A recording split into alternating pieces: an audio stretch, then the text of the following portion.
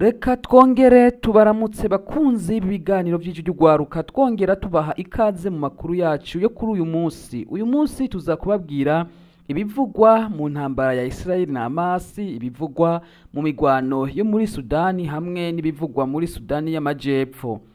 Reka amakuru yacu tuyahere mu ntara ya Palestina. Oka ivuga ko muri iri joro ryakeye amakamyo 100 yari atwaye ibikoresho byo gutabara yinjiye muri Gaza avuye mu Misiri. Ibi biri munsi y'ikigereranyo ca buri munsi c'amakamyo 500 harimo essence yinjiye ku munsi w'akazi mbere y'itariki y'indwi gitugutu.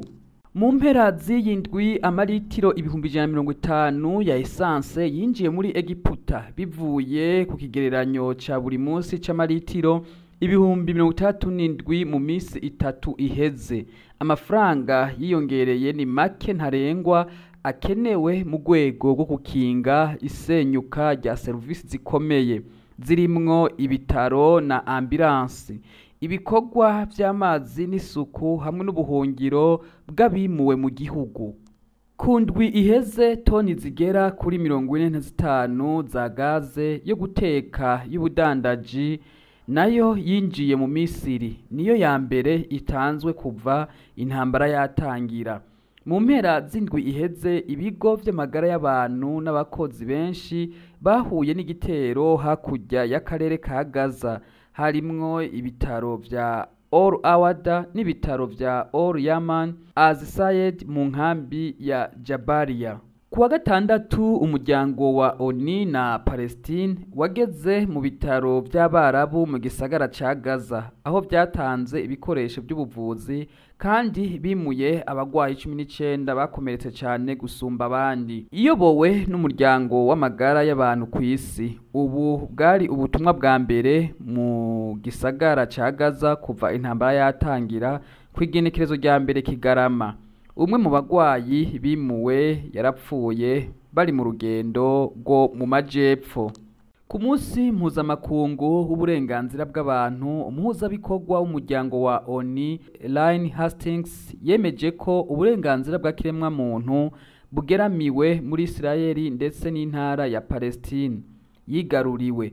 Yavuze ko ihohoterwa rikoregwa abanyagihugu bose ritazana amahoro canke umutekano. Yongeye gusaba ko habaho ihagarikwa ry'ubutabazi. Umuryango wa ONU mw'izina ry'imiryango itabara imbabare 1900 yashize ahabona kuwa mbere 46 z'amadolari y'amanyamerika yo gufasha abantu barenga imiliyoni 180 ku isi yose mu mfashanyo irokora ubuzima no kubarinda. Ibirori byo ku isi yose vyita ku bantu vyabereye i Doha, i Geneve na Addis Abeba. Martin icegera c'umunyamabanga mukuru ushinzwe ibikorwa by'ubutabazi yavugiye i Doha yahamagariye abasanzwe bafasha kurondera vyimbitse. Avuga ko ikibazo gikomeye ari c'amafaranga. Abantu bagera kuri miliyoni 300 ku isi bazokenera ubufasha n'ubutabazi mu mwaka wa 2024 kubera ibibazo byo kutumvikana by'abitwaje ibigwanisho, ibihe by'ikirere ndetse n'ubutunzi bwifashe nabi bikomeje guteza inzara, kwimugwa n'indwara. Reka tugaruke mu biriko birabera muri Sudani naho. Icegera c'umunyamabanga ushinzwe ibikorwa by'ubutabazi Martin yavuze ko yatangajwe n'igitero cejo catewe muri convoy ya komite mpuzamakungu ya Croix Rouge yagerageje kwimura abanyagihugu ku mugwa mukuru wa Sudan Khartoum. Mu nyandiko yanditse ku mbuga ngurukanabumenyi yahamagariye abari mu ntambara ibera muri Sudan kurinda abanyagihugu, abashinzwe ubutabazi ndetse n'abaganga. Martin yavuze ko ibitero nk'ibi bikabije bigomba guhagarara vuba.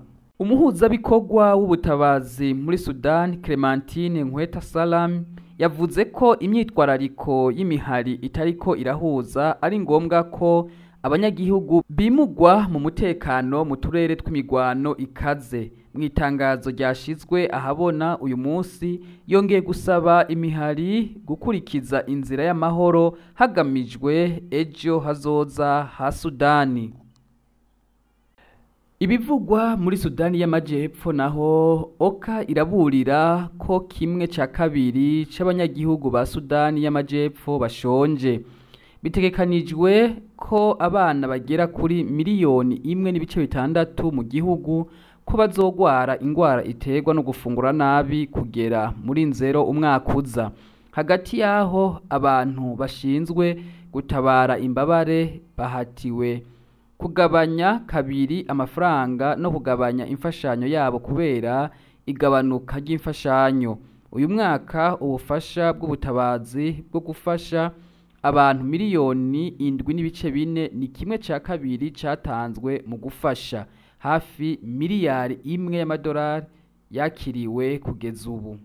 Umuhuza bikorwa w'umuryango wa ONU ushinzwe gukinga no guhangana n'inzara Ren Geran n'umuhuza bikorwa w'agateganyo w'ubutabazi muri Sudani y'Epfo Marie Helen bavuze ko isi idashobora guhanga amaso urugero rw'ibura ry'ibifungurwa ndetse no gufungura nabi muri Sudani y'Amajepfo.